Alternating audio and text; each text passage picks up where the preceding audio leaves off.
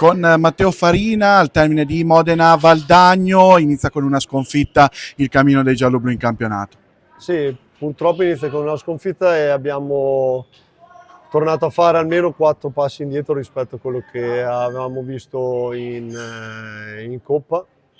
Le attenuanti di mezzi infortuni perché la squadra è decimata non devono esserci, perché comunque tutti bene o male avevano trovato il loro minutaggio e anche con risultati molto positivi.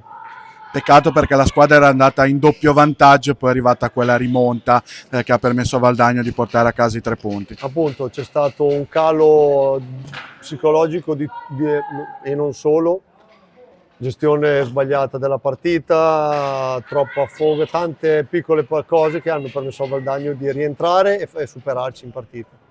Ora come si riparte? La settimana prossima c'è la prima trasferta e l'obiettivo sicuramente è ottenere i primi punti in questo campionato. Sicuramente sì, e si riparte come abbiamo fatto tutta la Coppa Italia, nel senso si lavora.